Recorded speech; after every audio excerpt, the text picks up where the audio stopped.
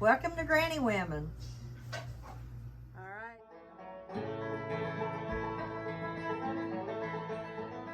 Cousin in North Carolina. She's older, a year older than they are. Maybe 2 years older than you all are. And she told Cindy she'd give anything if she had watched her mama cook and can, because she does not know how to can nothing. So you got to teach your kids, because it's getting worse, and it's going to come a day they're going to have to eat what they've got at the house or go hungry. Mm-hmm. That's true. But you can't tell the young people that. We try to, but I mean, I won't live to see it probably, but there will be a day they'll go hungry if they don't have stuff themselves. Mm-hmm.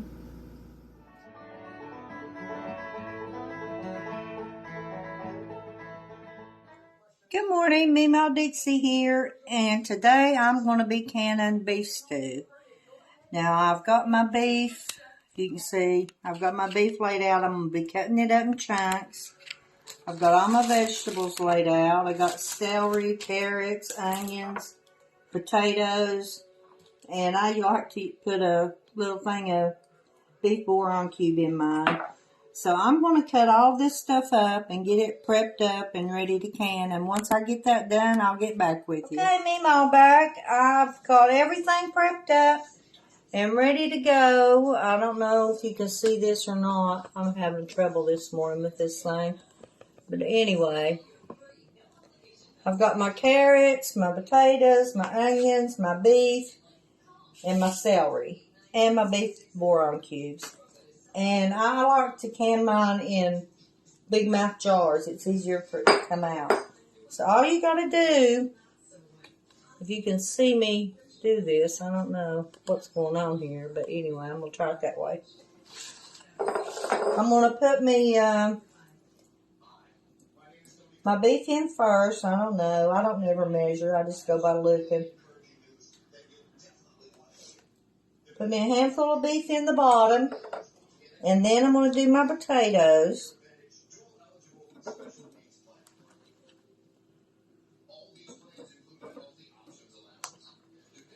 We like a lot of potatoes, so here we go with that. And then I'm going to put me a handful of celery.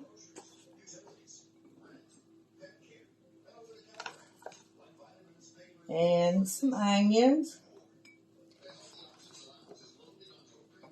And some carrots. Now you want to leave an inch head space, so that filled it up about pretty good to where I need it to go. If you want to see how it layers out. And then I'm going to put me one beef bourguignon cube, if I can get it open.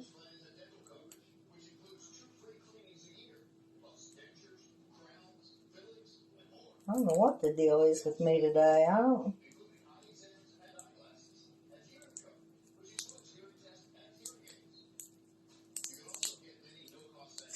I'm going to put that on top, and then I'm going to add me about a half a teaspoon of salt. And I'm going to do this to every jar, and then all I have to do is I'm going to fill it with water.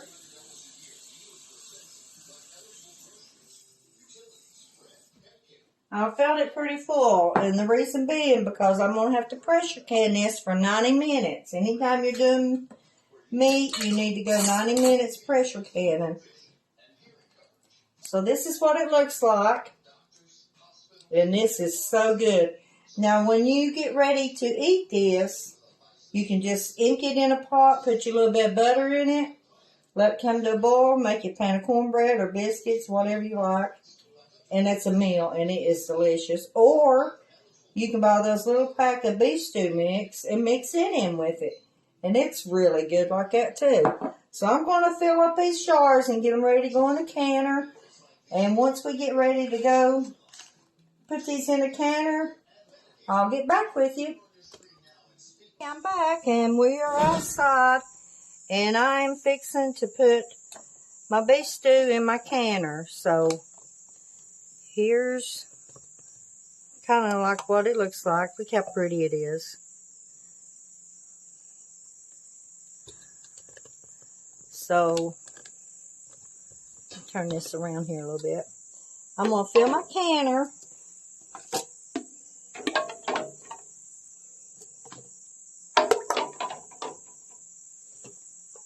And it holds 7 quarts is what it holds. Now, if you're doing pints, it'll hold 10. But soup and stews, I like to do in quarts. So I'm going to finish filling up with water because it's going to pressure for 90 minutes on 10 pound of pressure. Put my lid on it. Check my gauge. Okay, got my gauge set. Now I have my lighter.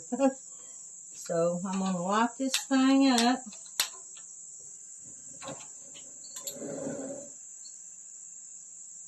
I usually turn it on about medium to get it started.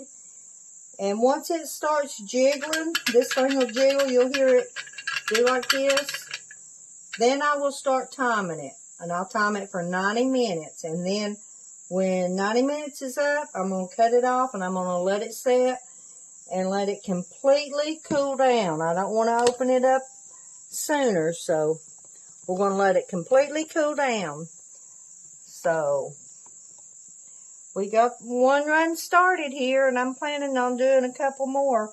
What I'm actually doing is cleaning my freezer out, and I had some beef in there, and I'm making room for when we kill hogs and stuff. I'll have more freezer space. So this is beef that I had in the freezer that I hadn't used yet, so I'm making stew out of it. And I'll probably make me 1 or 2 more runs, because last year, I mean, it was we had a lot of power outages, and it was easy to come out here, get a pot, pour it in, put you some butter in it, and we didn't have power, so I made fried fritters, if you know, with cornbread. So that's what we do in the winter if it gets really bad. Or my husband and boys, they take it fishing with them or hunting when they go on trips. So it's really a good quick thing to do, especially when you got a lot of things going on in the evening and you're rushed for supper. This is really fast to do.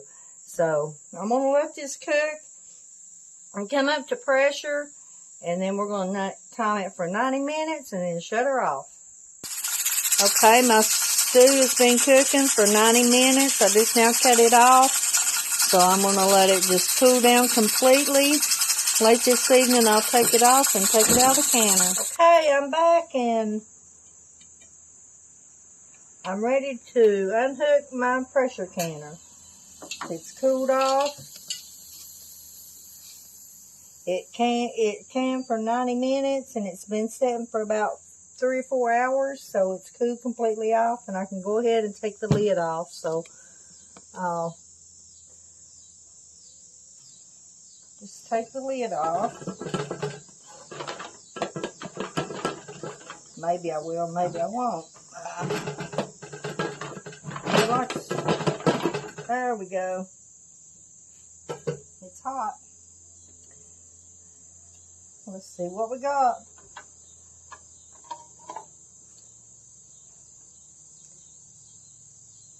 Looks really good.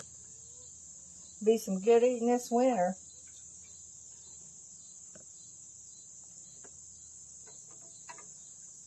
And we didn't get a jar of us, so that's good. What I'll do, I'll leave these set out here for a little while till they cool off, and then I'm going to take them in the house and wipe them off real good and let them sit for a couple of days before I put them in the garage on the shelf.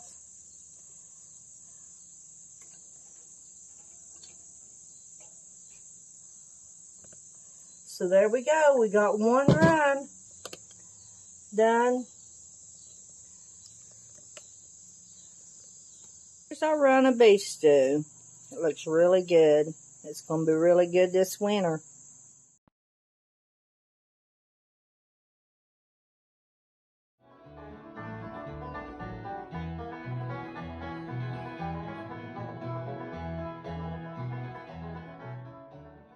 Thanks for watching.